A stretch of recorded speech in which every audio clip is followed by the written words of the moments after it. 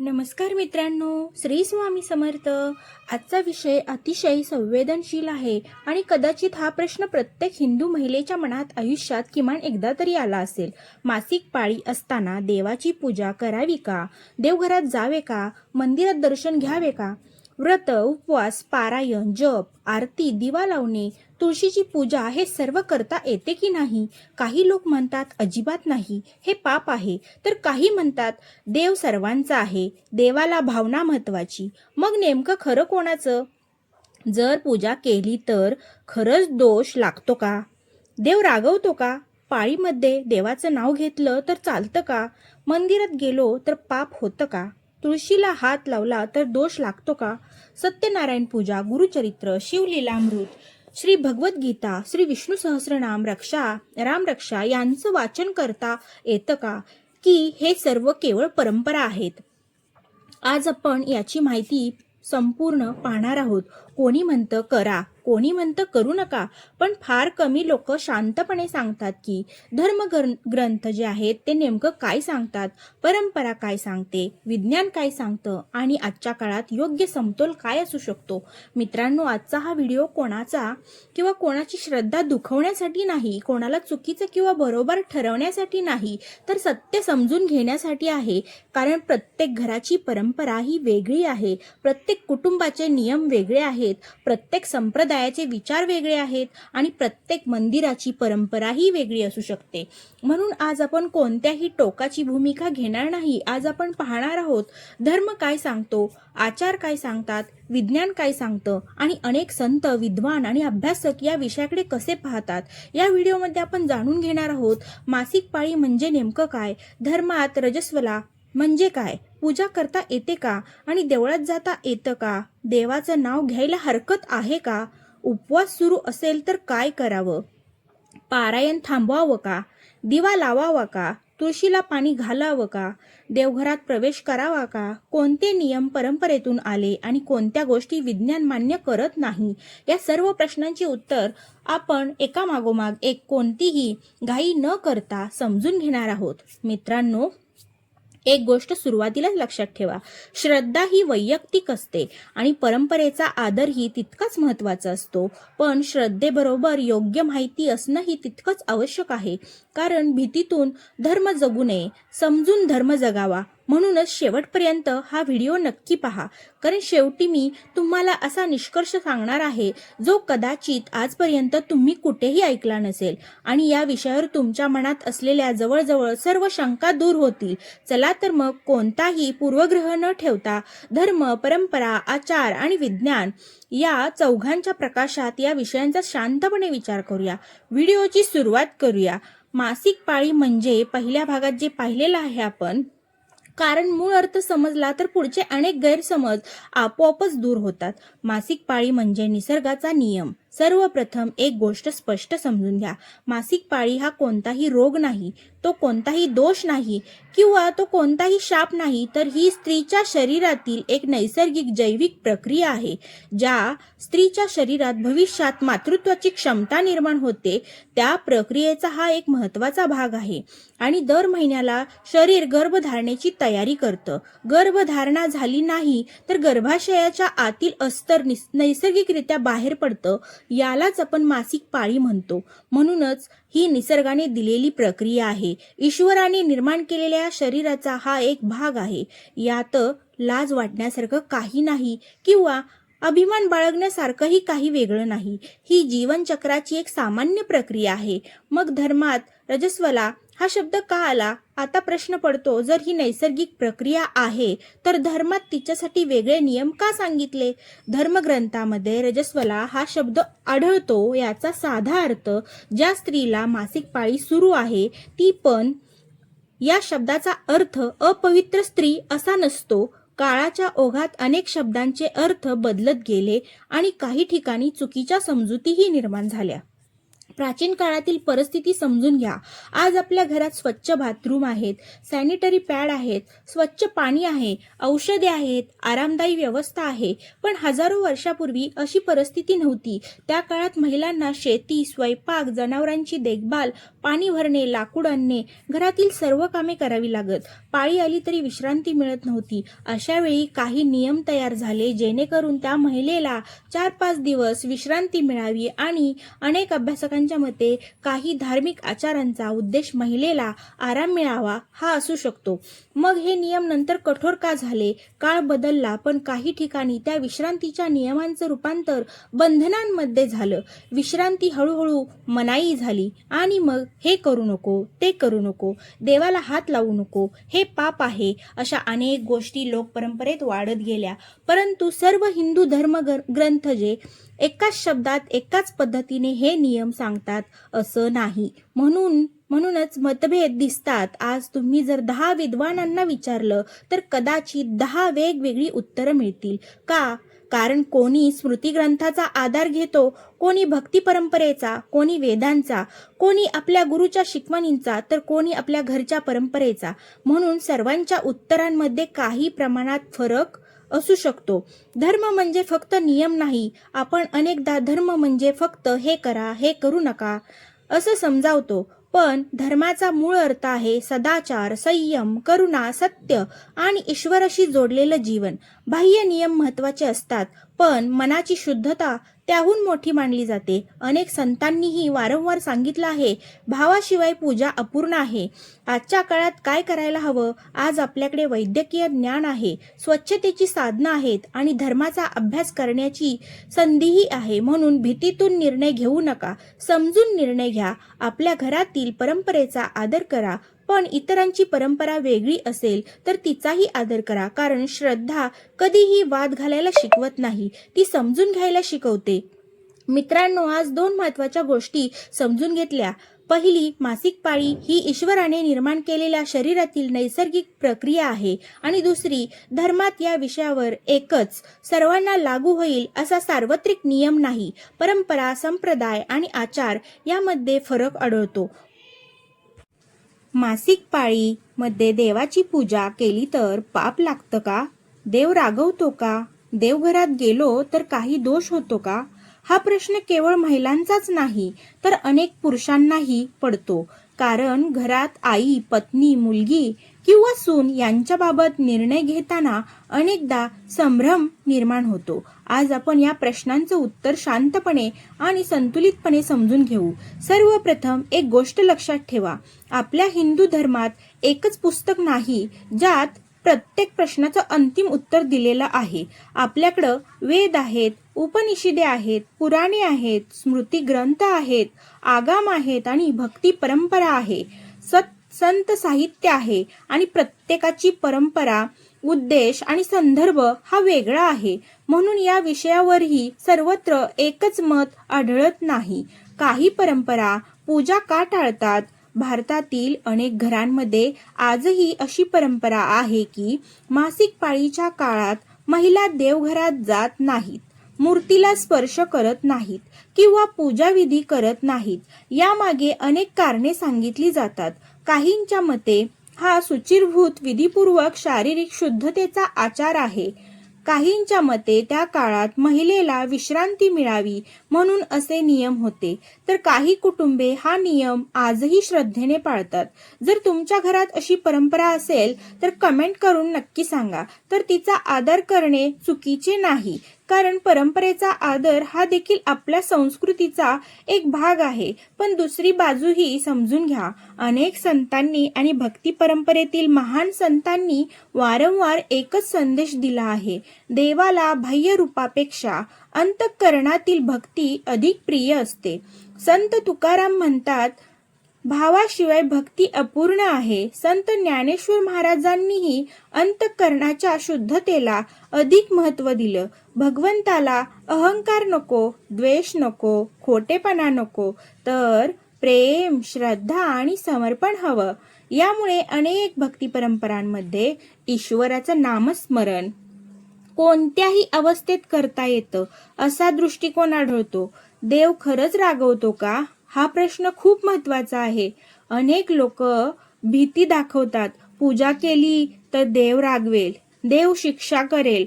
पण विचार करा, जो ईश्वर संपूर्ण सृष्टीचा निर्माता आहे, ज्याने स्त्रीचं शरीर आणि मासिक पाळीची नैसर्गिक प्रक्रिया निर्माण केली, तो त्या नैसर्गिक प्रक्रियेमुळे आपल्या भक्तावर रागवेल का? धर्मग्रंथांमध्ये अशा प्रकारचा सार्वत्रिक निष्कर्ष स्पष्टपणे दिलेला नाही. म्हणून नक्कीच देव रागवतो किंवा नक्कीच काहीच फरक पडत नाही अशी कोणतीही विधानं करणं योग्य ठरणार नाही.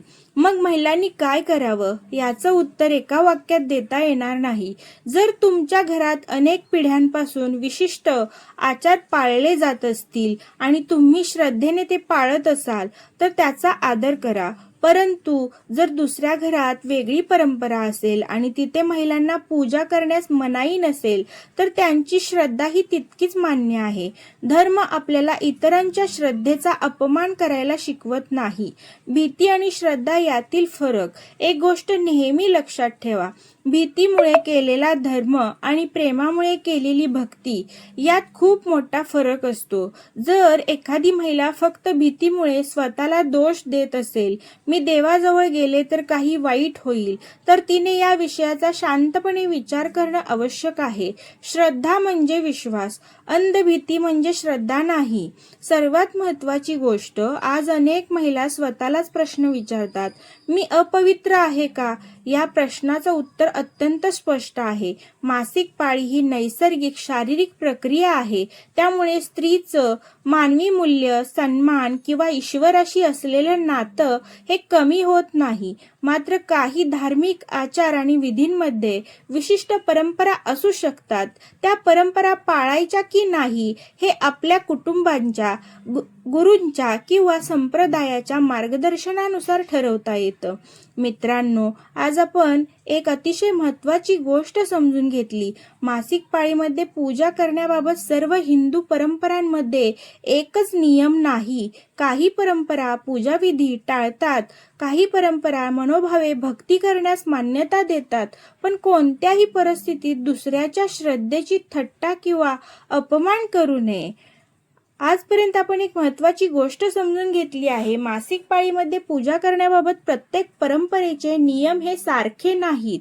पण आता आपण अशा प्रश्नाकडे येणार आहोत जो लाखो महिलांच्या मनात असतो. पूजा नसेल केली तरी देवाचं नाव घेऊ शकतो की? रामरक्षा म्हणू शकतो का? विष्णू सहस्रनाम वाचू शकते का? शिवलीला अमृत, गुरुचरित्र, भगवद्गीता, हनुमान चालीसा, श्रीसूक्त, दुर्गा सप्तशती यांचं वाचन करता येतं का? काही लोक म्हणतात अजिबात नाही, तर काही म्हणतात नामस्मरणाला कधीही बंदी नसते. मग सत्य काय आहे? आज याच विषयाचा आपण सखोल विचार करू. सर्वप्रथम एक गोष्ट समजून घ्या, हिंदू धर्मात पूजा आणि नामस्मरण या दोन वेगळ्या गोष्टी आहेत. पूजा म्हणजे विधी, संकल्प, आवाहन, अभिषेक, नैवेद्य, आरती आणि इतर धार्मिक प्रक्रिया. पण नामस्मरण म्हणजे मनाने, प्रेमाने ईश्वराचं नाव घेणं. या दोन्ही गोष्टी एकसारख्या नाहीत. म्हणून पूजा विधीबाबत काही परंपरा नियम सांगतात, पण नामस्मरणाबाबत भक्ती परंपरेत अधिक व्यापक दृष्टिकोन आढळतो. देवाचं नाव घेण्यासाठी परवानगी लागते का? थोडा विचार करा. एखादं लहान मूल आईला हाक मारतं तर आई म्हणते का, आधी आंघोळ करून ये मग मला हाक मार? नाही ना. मग आपण ज्या परमेश्वराला दयामूर्ती, करुणासागर, भक्तवत्सल म्हणतो, त्या आपल्या भक्ताला तू माझं नाव घेऊ नकोस असं सहज म्हणेल का? भक्ती परंपरेतील अनेक संतांनी याचं उत्तर नाही असं दिलं आहे. संतांची शिकवण काय सांगते? संत तुकाराम महाराज म्हणतात की रामकृष्ण हरी या 3 शब्दात त्यांनी संपूर्ण भक्ती मार्ग दिला. त्यांनी कुठेही असं सांगितलेलं नाही की ईश्वराचं नाम केवळ ठराविक दिवशीच घ्यावं. संत नामदेव, संत एकनाथ, संत ज्ञानेश्वर या सर्व संतांनी नामस्मरणाला सर्वोच्च स्थान दिलं. त्यांच्या अभंगांमध्ये, कीर्तनात आणि शिकवणीत ईश्वराच्या नावावर प्रेम करण्याचा संदेश आहे. भगवद्गीता काय शिकवते? भगवद्गीतेमध्ये भगवान श्रीकृष्ण अर्जुनाला वारंवार सांगतात, मन माझ्याकडे लाव, माझं स्मरण कर, माझ्यावर श्रद्धा ठेव. गीतेचा मुख्य संदेश ईश्वराशी अंतःकरणाने जोडले जाण्याचा आहे. म्हणून अनेक विद्वानांच्या मते मनाने ईश्वराचं स्मरण करण्यावर कोणतीही सार्वत्रिक बंदी नाही. मग रामरक्षा, विष्णू सहस्रनाम, हनुमान चालीसा इथे मात्र परंपरेनुसार मतभेद दिसतात. काही घरांमध्ये या काळात कोणतंही धार्मिक वाचन केलं जात नाही, तर काही घरांमध्ये फक्त मूर्तीसमोर बसून वाचन टाळतात, पण मनात किंवा मोबाईलवर ऐकतात. तर काही भक्ती परंपरांमध्ये यावर कोणतीही मनाई नसते. म्हणूनच इथेही एकच नियम सर्वांना लागू होत नाही. गुरुचरित्र आणि शिवलीलामृत, विशेषतः गुरुचरित्र आणि शिवलीलामृत, देवी महात्म्य किंवा दुर्गा सप्तशती अशा ग्रंथांच्या पारायणासाठी काही संप्रदाय विशिष्ट आचार सांगतात. त्यामध्ये शुचिर्भूत राहणं, विशिष्ट नियम पाळणं यावर भर दिला जातो. जर तुम्ही अशा परंपरेत असाल तर त्या परंपरेचा आदर करून त्या दिवसांमध्ये पारायण थांबवून पुढे सुरू करणं अनेक ठिकाणी स्वीकारलं जातं. मोबाईलवर भजन ऐकू शकतो का? हा प्रश्न अनेक महिला विचारतात. भजन, कीर्तन, अभंग, हरिपाठ, गायत्री मंत्र, विष्णू सहस्रनाम हे ऐकायला हरकत आहे का? अनेक भक्ती परंपरांमध्ये भक्तिगीत ऐकण्यावर मनाई असल्याचं सार्वत्रिक मत आढळत नाही. मात्र जर तुमच्या घरात वेगळी परंपरा असेल तर तिचाही आदर करा. सर्वात मोठा गैरसमज, काही जण महिलांना घाबरवतात, या दिवसात देवाचं नाव घेतलं तर पाप लागतं. पण या विधानाला सर्व हिंदू परंपरांमध्ये समान आधार आहे असं म्हणता येत नाही. म्हणून अशा प्रकारे भीती निर्माण करणारे संदेश पुढे पाठवण्यापूर्वी त्यांचा आधार काय आहे हे तपासणं आवश्यक आहे. श्रद्धा आणि शिस्त. धर्म दोन गोष्टी शिकवतो. एक आहे श्रद्धा, दुसरी आहे शिस्त. जर तुमच्या गुरूंनी तुमच्या परंपरेने किंवा तुमच्या कुटुंबाने विशिष्ट नियम सांगितले असतील तर ते श्रद्धेने पाळा. पण इतरांची परंपरा वेगळी असेल तर त्यांना चुकीचं म्हणू नका. मनाची पूजा सर्वात मोठी. लक्षात ठेवा, जर शरीर अशक्त असेल, वेदना होत असतील तर आराम करा, पण मनातल्या मनात एकदाच का होईना श्रीराम, श्रीकृष्ण, ओम नमः शिवाय, श्री स्वामी समर्थ असं प्रेमाने म्हणणं अनेक भक्ती परंपरांमध्ये भक्तीचाच भाग मानलं जातं. कारण देवाला आपल्या आवाजापेक्षा आपलं मन अधिक ऐकू येतं असं संतांनी शिकवलं आहे. मित्रांनो, आज आपण समजून घेतलं की पूजा विधी आणि नामस्मरण या वेगळ्या गोष्टी आहेत. नामस्मरण, प्रार्थना आणि ईश्वराचं स्मरण याबाबत अनेक भक्ती परंपरा अधिक व्यापक दृष्टिकोन ठेवतात, तर काही ग्रंथांच्या पारायणाबाबत किंवा विधीपूर्वक वाचनाबाबत संप्रदायानुसार वेगवेगळे नियम असू शकतात. म्हणून आपल्या परंपरेचा आदर करा आणि दुसऱ्याच्या श्रद्धेचाही आदर करा. मित्रांनो, आतापर्यंत आपण समजून घेतलं मासिक पाळी हे नैसर्गिक प्रक्रिया आहे आणि पूजा आणि नामस्मरण यामध्ये फरक आहे आणि प्रत्येक परंपरेचे नियम सारखे नसतात. पण आता आपण अशा प्रश्नाकडे येणार आहोत जो कदाचित सर्वात जास्त विचारला जातो. मासिक पाळीमध्ये मंदिरात जाऊ शकतो का? देवाचं दर्शन घ्यावं का? मंदिराच्या पायऱ्या चढल्या तर पाप लागतं का? देव रागवतो का? की हे फक्त समाजाने बनवलेले नियम आहेत? आज आपण या प्रश्नांचा अतिशय शांतपणे आणि सखोल विचार करणार आहोत. कारण आजही अनेक महिला मंदिराबाहेरच थांबतात. अनेक जणी मनात अपराधी भावना घेऊन परत येतात, तर काही जणी न घाबरता दर्शन घेतात. मग यापैकी योग्य काय? मंदिर म्हणजे नेमकं काय? सर्वप्रथम, मंदिर म्हणजे फक्त दगडांची इमारत नाही. मंदिर म्हणजे भक्त आणि भगवंत यांचा संगम, जिथे भक्त आपले सुख दुःख सांगतो, मन मोकळं करतो, प्रार्थना करतो आणि परमेश्वराच्या चरणी स्वतःला अर्पण करतो. म्हणून मंदिर हे केवळ वास्तू नाही तर श्रद्धेचं केंद्र आहे. मग काही मंदिरांमध्ये नियम का आहेत? हा प्रश्न खूप महत्त्वाचा आहे. सर्व मंदिरांचे नियम सारखे नसतात, कारण भारतामध्ये हजारो मंदिरे आहेत आणि प्रत्येक मंदिराची स्थापना, परंपरा, आगमशास्त्र, संप्रदाय आणि पूजा पद्धत ही वेगळी आहे. उदाहरणार्थ, शिव मंदिराचे नियम वेगळे असू शकतात, विष्णू मंदिराचे वेगळे, शक्तिपीठांचे वेगळे, मठांचे वेगळे आणि काही स्थानिक देवस्थानांचे नियम पूर्णपणे वेगळे असू शकतात. म्हणून एका मंदिराचा नियम दुसऱ्या मंदिराला लागू होत नाही. मंदिरांचे नियम आणि धर्म यामध्ये फरक आहे. ही गोष्ट अनेक लोक विसरतात. मंदिराचा नियम म्हणजे संपूर्ण धर्माचा नियम असतोच असे नाही. काही मंदिरांमध्ये विशिष्ट वेशभूषा आवश्यक असते. काही ठिकाणी पुरुषांना शर्ट काढून प्रवेश करावा लागतो. काही ठिकाणी महिलांनी डोक्यावर पदर घ्यावा लागतो. काही मंदिरांमध्ये मोबाईल नेण्यास बंदी असते.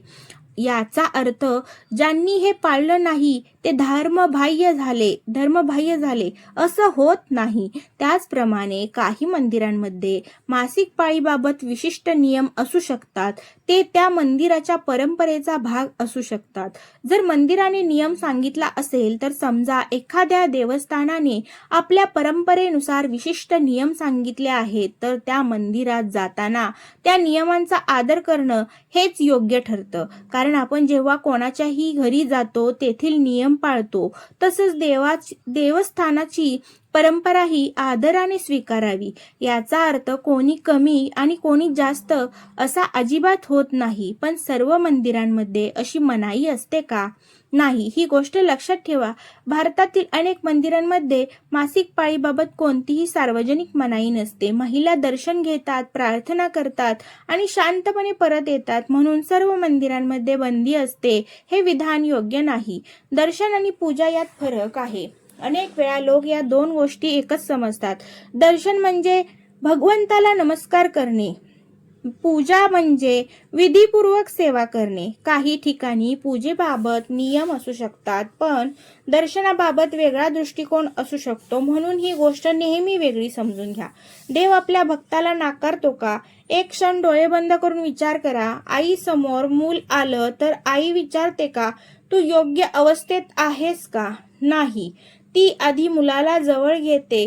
आपण देवाला दयाळू, करुणामय आणि भक्तवत्सल माऊली असं म्हणतो. म्हणून ईश्वराच्या कृपेचा विचार करताना भीतीपेक्षा श्रद्धा मोठी असते. त्याचवेळी धार्मिक स्थळांच्या परंपरेचाही आदर महत्वाचा असतो. ही दोन्ही बाजू समजून घेणं आवश्यक आहे. दुसऱ्यांच्या श्रद्धेची थट्टा करू नका. आजकाल सोशल मीडियावर दोन टोकांची मतं दिसतात. एक गट म्हणतो हे सर्व अंधश्रद्धा आहे, दुसरा गट म्हणतो हे पाळलं नाही तर पाप लागेल.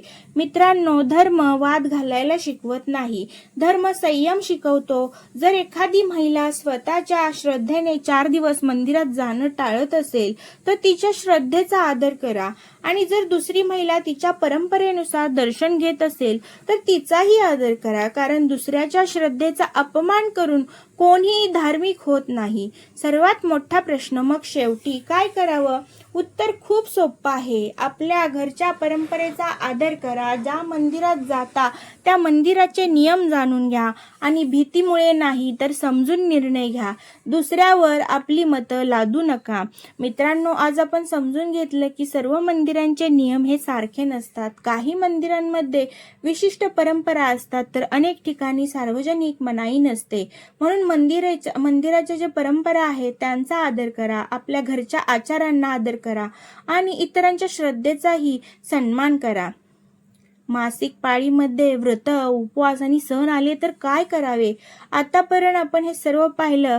अशा प्रश्न आहेत अजून काही, जे जवळजवळ प्रत्येक धार्मिक महिलेच्या मनात असतोच. मी एकादशीचं व्रत करत आहे, पण नेमकी त्याच दिवशी मासिक पाळी आली. आता काय करायचं? हरतालिका आहे, वटपौर्णिमा आहे किंवा नवरात्र आहे किंवा सोमवारचं व्रत आहे आणि अचानक पाळी आली. सत्यनारायणाची पूजा आहे समजा. आता व्रत मोडेल का? काही जणी इतक्या घाबरतात की त्यांना वाटतं माझ्यामुळे देव नाराज झालाय किंवा होईल, मी केलेलं व्रत वाया जाईल. इतक्या दिवसांची साधना व्यर्थ जाईल. मित्रांनो, आज आपण या सर्व प्रश्नांची उत्तरं धर्म, परंपरा आणि व्यवहार या तिन्ही दृष्टीने समजून घेणार आहोत. सर्वप्रथम व्रत म्हणजे काय, तर आपण अनेकदा समजतो व्रत म्हणजे फक्त उपाशी राहणं, पण धर्मशास्त्राच्या दृष्टीने व्रत म्हणजे स्वतःवर घेतलेला एक धार्मिक संकल्प. उपवास, जप, दान, पूजा, सदाचार, संयम ही सर्व व्रताची अंग आहेत. आणि म्हणून फक्त अन्न न खाणं म्हणजे व्रत पूर्ण झालं असं नाही. व्रताचं खरं फळ कशामुळे मिळतं, तर हा प्रश्न अत्यंत महत्वाचा आहे. भगवंताला काय जास्त प्रिय आहे, भूक सहन करणं की भक्ती? धर्म सांगतो व्रताचं खरं फळ मिळतं श्रद्धेमुळे, संकल्पामुळे आणि सदाचारामुळे आणि ईश्वरावरील प्रेमामुळे. फक्त शरीराला त्रास देणं हा धर्माचा उद्देश नाही. जर व्रताच्या दिवशी पाळी आली तर आता मूळ प्रश्न. समजा तुम्ही गेल्या 10 एकादशी करत आहात आणि 11व्या एकादशीला मासिक पाळी आलीच. आता प्रथम घाबरू नका, कारण मासिक पाळी ही तुमच्या इच्छेने येत नाही, ती निसर्गाची प्रक्रिया आहे. म्हणून स्वतःला दोष देण्याचं कोणतंही कारण नाही. अनेक घरांमध्ये काय केलं जातं, भारतातील अनेक कुटुंबांमध्ये अशी परंपरा आहे, जर पाळी आली तर त्या दिवशी मुख्य पूजाविधी घरातील दुसरी व्यक्ती करते. उदाहरणार्थ आईऐवजी वडील, सासूबाई, पती, मुलगा किंवा दुसरा कुटुंबीय पूजा करतो. महिला मनोभावे प्रार्थना करते. अशी परंपरा अनेक ठिकाणी आजही आहे. जर घरात दुसरं कोणी नसेल तर हा प्रश्न ही अनेक महिला विचारतात. समजा तुम्ही एकट्याच राहता, मग अशा वेळी अनेक विद्वान सांगतात मनाने प्रार्थना करा, ईश्वराला नामस्मरण करा आणि पूजाविधी आपल्या परंपरेनुसार पुढे सुरू करा.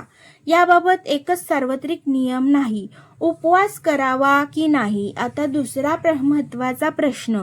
एकादशी आणि सोमवार, संकष्टी आणि नवरात्र उपवास सुरू ठेवावा का? याचं उत्तर तुमच्या शरीरावर अवलंबून आहे. जर अशक्तपणा असेल, डोकेदुखी असेल, जास्त रक्तस्राव होत असेल तर फक्त उपवास मोडेल म्हणून शरीराला त्रास देऊ नका. धर्म आरोग्याच्या विरोधात नाही. अनेक गुरु आणि आचार्यही सांगतात आरोग्य टिकवणं हेही धर्माचंच काम आहे. देवाला काय हवं असतं? एक विचार करा.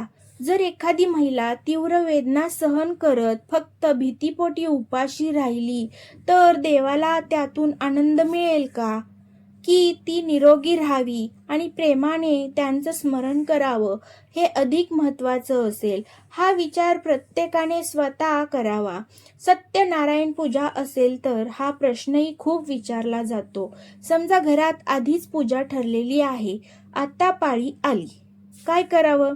अनेक कुटुंबांमध्ये पूजा दुसऱ्या व्यक्तीकडून करून घेतली जाते.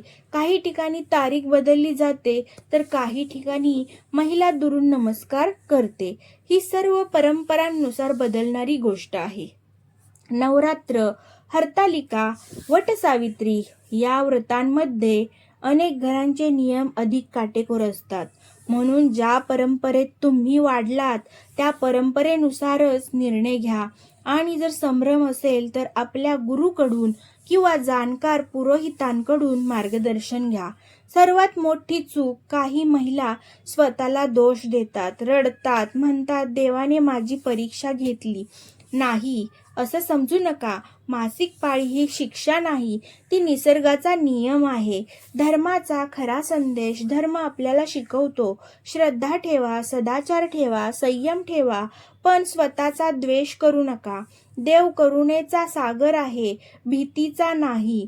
मित्रांनो, आज आपण समजून घेतलं व्रत म्हणजे फक्त उपाशी राहणं नाही. मासिक पाळी आल्यामुळे स्वतःला दोष देऊ नये. उपवास आणि पूजाविधीबाबत परंपरांमध्ये फरक असू शकतो. आरोग्य आणि श्रद्धा या दोन्हीचा समतोल राखणं महत्त्वाचं आहे. आवश्यक असल्यास आपल्या घरच्या परंपरेनुसार किंवा गुरुच्या मार्गदर्शनानुसार निर्णय घ्यावा. मासिक पाळीमध्ये तुळशीला स्पर्श करावा का? आत्तापर्यंत जे जाणून घेतलं पूजा, नामस्मरण, मंदिर प्रवेश, व्रत, उपवास या विषयावर सविस्तर चर्चा केली. पण आता आपण अशा विषयाकडे आलेलो आहे ज्यावर जवळजवळ प्रत्येक घरात वेगवेगळे नियम आहेत. काही घरात सांगितलं जातं पाळीमध्ये देवघरात जायचं नाही, काही ठिकाणी दिवा लावायचा नाही, काही जण म्हणतात तुळशीला स्पर्श केला तर दोष लागतो, तर काही जण म्हणतात ही फक्त घरची परंपरा आहे. मग खरं काय, धर्म काय सांगतो, शास्त्र काय सांगतं आणि आपण काय समजून घ्यायला हवं? आज या सर्व प्रश्नांची सखोल उत्तर जाणून घेऊया. देवघर म्हणजे काय? तर सर्वप्रथम आपल्या घरातील देवघर म्हणजे फक्त मूर्ती ठेवण्याची जागा नाही, ते घराचं एक आपल्या आध्यात्मिक आणि सकारात्मकतेचं एक केंद्र असतं, जिथे रोज दिवा लावला जातो, जिथे आरती होते, जिथे मंत्र जप होतो, जिथे कुटुंब एकत्र येऊन देवाचं स्मरण करतं. म्हणून अनेक घरांमध्ये देवघरासाठी काही विशिष्ट हे आचार पाळले जातात. हे आचार श्रद्धेतून आलेले असतात. देवघरात जाऊ नये ही प्रथा कशी आली? अनेक संशोधक आणि धर्म अभ्यासक असं सांगतात की पूर्वीच्या काळात महिलांना 4-5 दिवस पूर्ण विश्रांती मिळावी म्हणून त्यांना घरातील अनेक कामांपासून दूर ठेवलं जात असे. देवघराची पूजा, दिवा, आरती, नैवेद्य ही रोजची कामही त्यातच येत होती. हळूहळू विश्रांतीसाठी असलेली ही व्यवस्था काही ठिकाणी धार्मिक बंधन म्हणून स्वीकारली गेली. म्हणून आज अनेक घरांमध्ये ही परंपरा सुरू आहे. देवघरात गेल्याने पाप लागतं का? हा प्रश्न खूप गंभीर आहे. अनेक महिला भीतीने विचारतात, मी चुकून देवघरात गेले, आता काय होईल? मित्रांनो, अशा प्रसंगी घाबरण्याची गरज नाही. सर्व हिंदू परंपरांमध्ये चुकून देवघरात गेल्याने पाप लागते असा एकसारखा स्पष्ट नियम आढळत नाही. जर तुमच्या घरात देवघरात न जाण्याची परंपरा असेल तर श्रद्धेने ती पाळा. परंतु जर चुकून काही घडलं तर स्वतःला दोष देत बसू नका. ईश्वर करुणामय आहे, तो आपल्या भक्तांच्या भावनेला ओळखतो. दिवा लावावा का? आता सर्वत्र हा विचारला जातो प्रश्न. पाळीमध्ये दिवा लावावा का? याचं एकच उत्तर नाही. अनेक घरांमध्ये महिला दिवा लावत नाही, घरातील दुसरी व्यक्ती दिवा लावते, तर काही घरांमध्ये महिला स्वतः दिवा लावते. हे पूर्णपणे घराच्या आणि घरच्या परंपरेवर अवलंबून असतं. म्हणून दुसऱ्याची पद्धत चुकीची आहे असं म्हणणं योग्य नाही. उदबत्ती आणि धूप, काही जण विचारतात उदबत्ती धूप लावली तर चालेल का? याबाबत ही वेगवेगळ्या परंपरा आहेत. काही घरात दिव्यासह उदबत्ती ही दुसरी व्यक्ती लावते, काही ठिकाणी त्यावरही कोणतीही मनाई नसते. नैवेद्य दाखवावा का? जर तुमच्या घरात रोज नैवेद्य दाखवण्याची पद्धत असेल आणि पाळी आली असेल तर अनेक कुटुंबांमध्ये दुसरा सदस्य नैवेद्य दाखवतो आणि बनवतो देखील. जर कोणी नसेल तर त्या दिवसांसाठी आपल्या परंपरेनुसार निर्णय घेतला तरी जातो. ही गोष्ट सर्वत्र सारखी नसते. तुळशीला स्पर्श करावा का? हा प्रश्न तर जवळजवळ प्रत्येक घरात विचारला जातो. भारतातील अनेक घरांमध्ये पाळीच्या दिवसात तुळशीला स्पर्श न करण्याची परंपरा आहे. तुळशीला अत्यंत पवित्र मानलं जातं, म्हणून हा आचार श्रद्धेने पाळला जातो. परंतु हा सर्व हिंदू समाजासाठी एकसारखा सार्वत्रिक नियम आहे असं म्हणणं योग्य ठरणार नाही. अनेक ठिकाणी याबाबत वेगवेगळे विचार आणि आचारही आढळतात. तुळशी वाळते का? काही लोक म्हणतात महिलेने तुळशीला हात लावला की तुळस वाळते. या विधानाला आधुनिक विज्ञानाचा ठोस आधार नाही.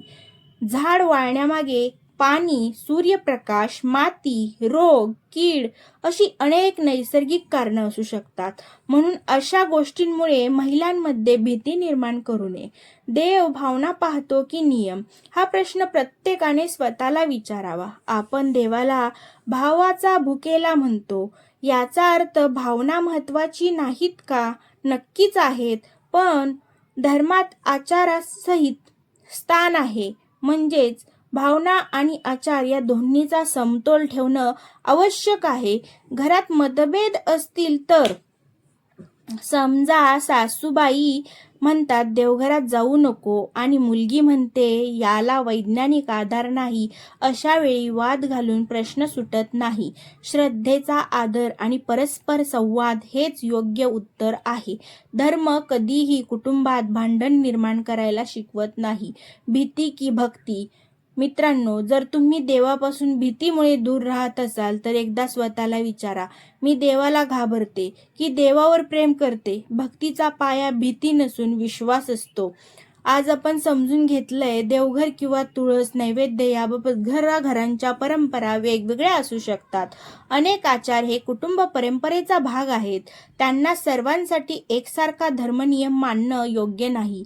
भीती न बाळगता आपल्या घरच्या परंपरेचा आदर करत आणि इतरांच्या श्रद्धेचाही सन्मान करत वागणं हेच योग्य.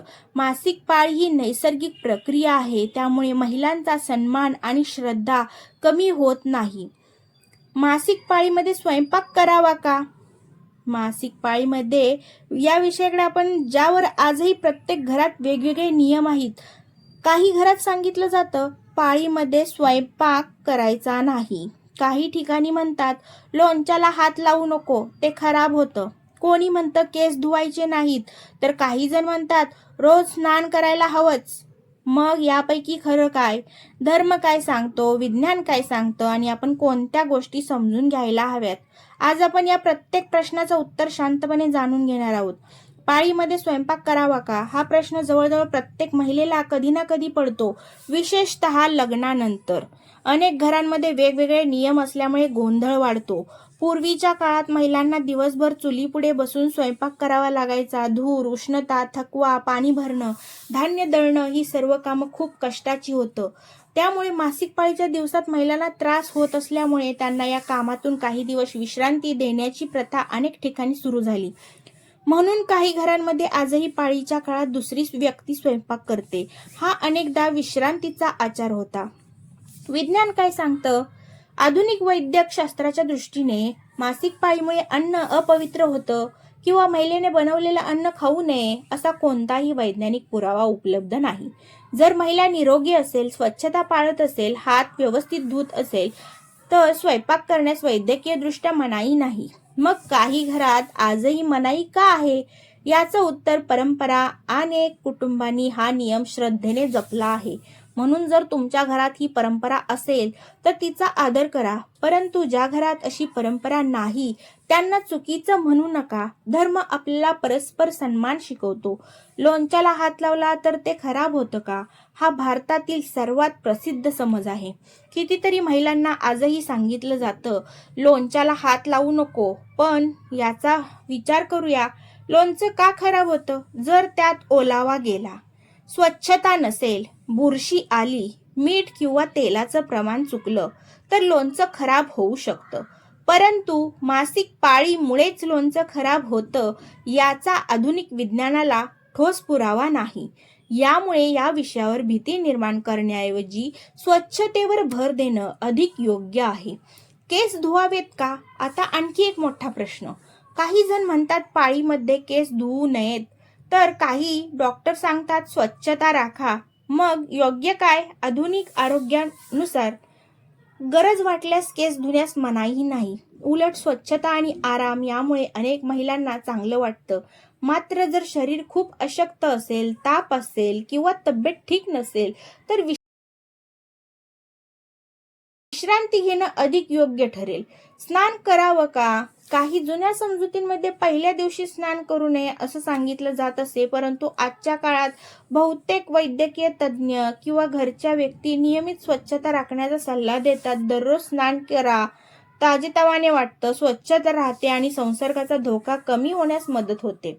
स्वच्छता का महत्वाची आहे? धर्मात ही संच म्हणजे स्वच्छतेला महत्व दिलं आहे. शरीराची स्वच्छता, मनाची स्वच्छता आणि आचरणाची स्वच्छता या तिन्ही गोष्टी महत्त्वाच्या मानल्या गेल्या आहेत. म्हणून मासिक पाळीच्या काळात स्वच्छ सॅनिटरी साधनांचा वापर, वेळेवर बदल, हात धुणे आणि शरीर स्वच्छ ठेवणे हे अत्यंत आवश्यक आहे.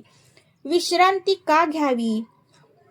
हो, जर शरीर सांगत असेल की आज मला आराम हवा आहे तर स्वतःला जबरदस्ती करू नका. प्रत्येक महिलेचा अनुभव वेगळा असतो. काहींना फारसा त्रास होत नाही तर काहींना तीव्र वेदना, अशक्तपणा किंवा चक्कर येऊ शकते. काहींना उलट्या, कुणाला डिसेंट्री. अशा वेळी त्यांना आराम करणं चुकीचं नाही. उलट शरीराची गरज ओळखणं ही शहाणपणाची गोष्ट आहे. सर्वात मोठी चूक काही महिला इतर काय म्हणतील या भीतीने स्वतःच्या आरोग्याकडे दुर्लक्ष करतात. हे टाळा. धर्म शरीराला अनावश्यक त्रास द्यायला शिकवत नाही. धर्म हा शरीराला अनावश्यक त्रास द्यायला शिकवत नाही. निरोगी शरीरातच निरोगी मन आणि चांगली साधना हे शक्य होतं. परंपरा आणि विज्ञान एकत्र कसे समजून घ्यावेत? मित्रांनो, प्रत्येक परंपरेमागे काही ना काही ऐतिहासिक किंवा सामाजिक कारणं असू शकतात. पण आजच्या काळात वैज्ञानिक माहितीही उपलब्ध आहे. म्हणून परंपरेचा आदर करा, पण भीतीवर नव्हे तर समजुतीवर विश्वास ठेवा. आज आपण समजून घेतलं स्वयंपाक, लोणचं, केस धुणं आणि स्नान याबाबत अनेक घरांच्या परंपरांचा वेगवेगळ्या आहेत आणि आधुनिक विज्ञानाच्या दृष्टीने मासिक पाळीमुळे अन्न किंवा महिला अपवित्र ठरते असा ठोस पुरावा नाही. स्वच्छता, विश्रांती आणि आरोग्य यांना प्राधान्य देणं आवश्यक आहे.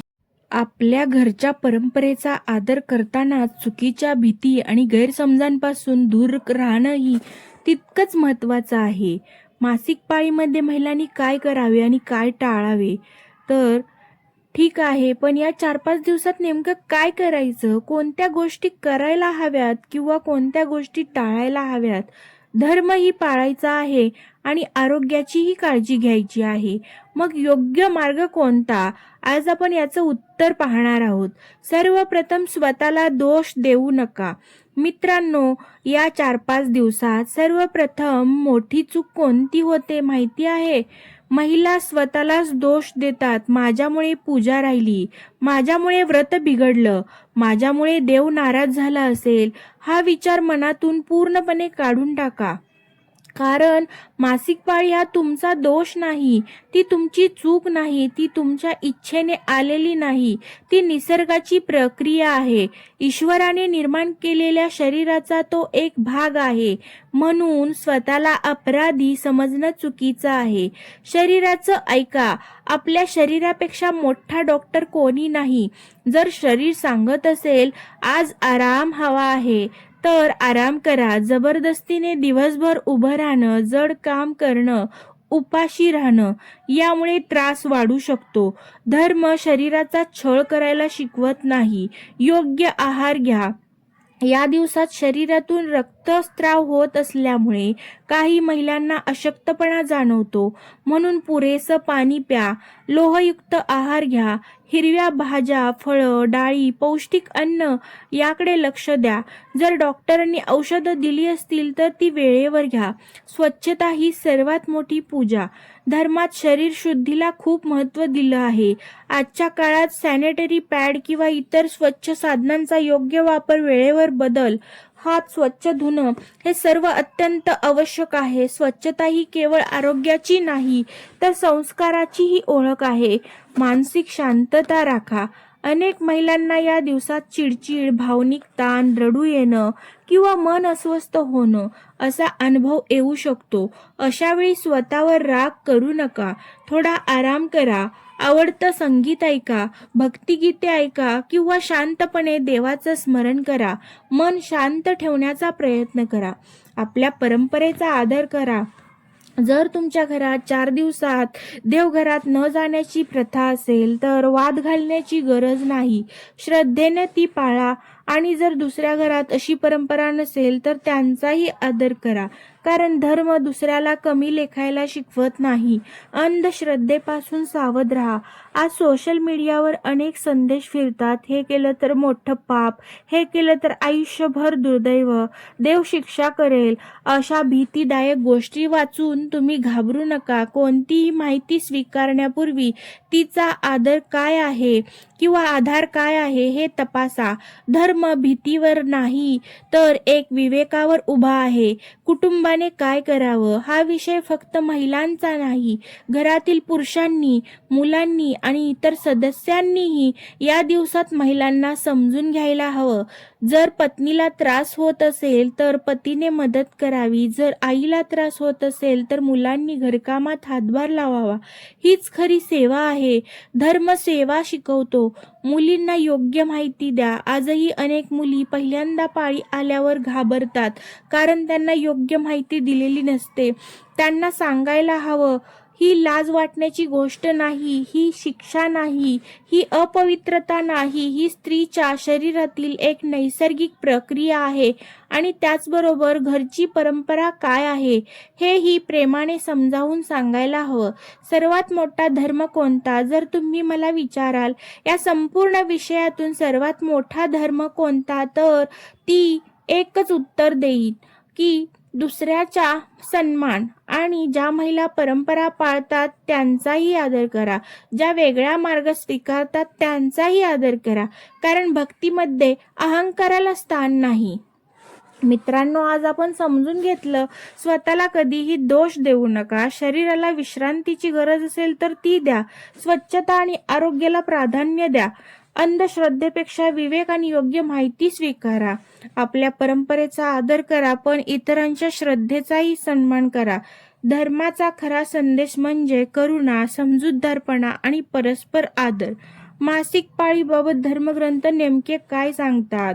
वेद, स्मृती, पुराणे आणि संत परंपरा यांचा दृष्टिकोन काय आहे? आतापर्यंत आपण तुम्ही अनेक पैलू समजून घेतले. आजकाल अनेक लोक म्हणतात धर्मग्रंथात स्पष्ट लिहिलं आहे, तर काही म्हणतात धर्मग्रंथात असं काहीच नाही. दोघेही स्वतःचं मत अगदी ठामपणे मांडतात. पण कधी तुम्ही स्वतः विचार केला आहे का, नेमके कोणते धर्मग्रंथ, त्यात नेमकं काय लिहिलं आहे आणि त्या गोष्टींचा अर्थ काय आहे? मित्रांनो, आजचा हा भाग अत्यंत महत्त्वाचा आहे, कारण आज आपण अफवा नाही, व्हॉट्सअप फॉरवर्ड नाही, तर धर्म परंपरेची रचना समजून घेणार आहोत. सर्वप्रथम एक मोठा गैरसमज दूर करूया. अनेकांना वाटतं हिंदू धर्मात एकच धर्मग्रंथ आहे, पण हे पूर्णपणे चुकीचं आहे. हिंदू धर्म हजारो वर्षांचा हा आहे. त्यामध्ये अनेक प्रकारचे ग्रंथ आहेत. उदाहरणार्थ वेद, उपनिषदे, स्मृती, पुराणे, रामायण, महाभारत, आगम, तंत्रग्रंथ, संत साहित्य आणि विविध संप्रदायाचे स्वतंत्र ग्रंथ आहेत. म्हणून एका ग्रंथात एखादी गोष्ट आढळली म्हणजे ती प्रत्येक हिंदूसाठी समान नियम आहे असं लगेच म्हणता येत नाही. वेदांमध्ये काय आहे? वेद हे हिंदू धर्मातील सर्वात प्राचीन आणि मूलभूत ग्रंथ मानले जातात. त्यामध्ये यज्ञ, देवता, जीवनमूल्ये, प्रार्थना आणि आध्यात्मिक विचार यांना अधिक महत्त्व आहे. मासिक पाळीच्या काळात सर्व महिलांनी अमुकच करावे असा स्पष्ट सर्वसमावेशक नियम वेदांमध्ये दिलेला आहे असे म्हणणे योग्य नाही. तर स्मृती ग्रंथ म्हणजे काय? तर यानंतर येतात मनुस्मृती, याज्ञवल्क्य स्मृती आणि इतर स्मृती ग्रंथ. या ग्रंथांमध्ये त्या काळातील सामाजिक व्यवस्था, दैनंदिन आचार आणि शुचिर्भूत राहण्यास संबंधी अनेक नियम दिलेले आहेत.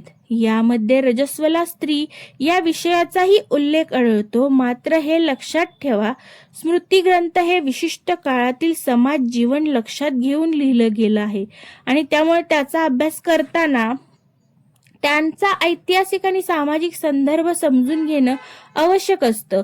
पुराणांचा दृष्टिकोन, पुराणांमध्ये भक्ती, कथा, धर्मचरण आणि ईश्वर भक्तीवर अधिक भर आहे. वेगवेगळ्या पुराणांमध्ये वेगवेगळे आचार आढळू शकतात. म्हणून एका पुराणातील एखादी गोष्ट घेऊन संपूर्ण हिंदू धर्माचा अंतिम निर्णय ठरवणं योग्य नाही.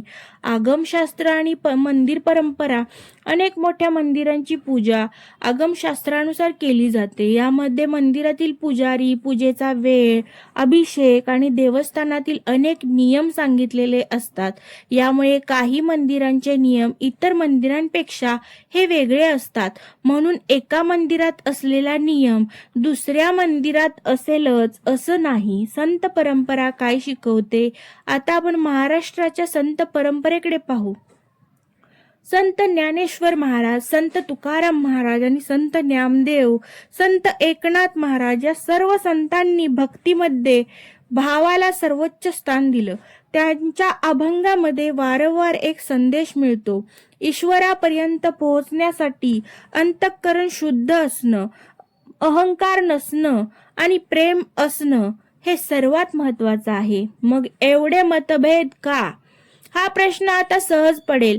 जर संत प्रेम शिकवतात तर स्मृतीमध्ये नियम का आहेत? कारण दोन्हींचा उद्देश वेगळा आहे. स्मृती ग्रंथ सामाजिक आचार सांगतात, भक्ती परंपरा ही ईश्वराशी नातं जोडते. म्हणून या दोन्ही गोष्टी एकमेकांच्या विरोधात आहेत असं समजणं योग्य नाही. आजच्या काळात आपण काय करावं? तर आज आपल्याकडे धर्माचा अभ्यास करण्याची संधी आहे, विज्ञानाची माहिती आहे, आरोग्याविषयी जागरूकता आहे. म्हणून कोणतीही गोष्ट अर्धवट ऐकून भीती पसरवू नका आणि कोणत्याही परंपरेची थट्टाही करू नका. धर्माचा खरा अर्थ, धर्म फक्त हे कर, हे करू नको इतकंच नाही. धर्म म्हणजे कर्तव्य, करुणा, संयम आणि सत्य, सेवा आणि ईश्वराशी एक जोडलेलं जीवन. जर धर्म पाळताना आपण दुसऱ्याचा अपमान करत असू तर आपण धर्माचा आत्माच विसरत आहोत. सर्वात मोठा संदेश मित्रांनो, या विषयावर एकच उत्तर सर्वांसाठी लागू होत नाही. म्हणून जर तुमच्या घरात विशिष्ट परंपरा असेल ती श्रद्धेने पाळा. जर दुसऱ्या घरात वेगळी परंपरा असेल तर तिचाही आदर करा. आणि जर संभ्रम असेल तर सोशल मीडियावरील अफवांवर विश्वास ठेवण्याऐवजी आपल्या परंपरेची माहिती असलेल्या जाणकार गुरु, अभ्यासक किंवा पुरोहित त्यांच्याकडून मार्गदर्शन घ्या. मित्रांनो, आज आपण एवढं सगळं समजावून घेतलं. यातून तुम्हाला काही माहिती मिळाली असेल तर खरंच लाईक करा, शेअर करा आणि चॅनेलवरती नवीन असाल तर सबस्क्राईब करा. आतापर्यंत आज आपण अशा टप्प्यावर आलेलो आहोत जिथे अनेक वर्षांपासून चालत आलेल्या समजुतीची शांतपणे परीक्षा घेणार आहोत. कारण आजही लाखो महिला काही गोष्टी भीतीपोटी करतात तर काही गोष्टी भीतीपोटी करतच नाहीत. आणि आश्चर्याची गोष्ट म्हणजे जेव्हा तुम्ही विचारता हे का करायचं, तेव्हा अनेकदा उत्तर मिळतं, आमच्याकडे अशीच पद्धत आहे. पद्धत असणं चुकीचं नाही, पण पद्धती मागचं कारण माहिती असणं अधिक महत्वाचं आहे. म्हणून आज आपण समाजात प्रचलित असलेले हे 15 मोठे गैरसमज पाहणार आहोत. लक्षात ठेवा, आजचा उद्देश कोणाची श्रद्धा मोडणं नाही, तर श्रद्धा आणि गैरसमज यामधला फरक समजून घेणं आहे. आणि तो मी पुढच्या भागात सांगणार आहे. आजचा हा आपला व्हिडिओ तुम्हाला आवडला असेल तर लाईक करा, शेअर करा आणि चॅनेलवरती नवीन असाल तर सबस्क्राईब करायला विसरू नका. श्री स्वामी समर्थ. श्री स्वामी समर्थ. श्री स्वामी समर्थ.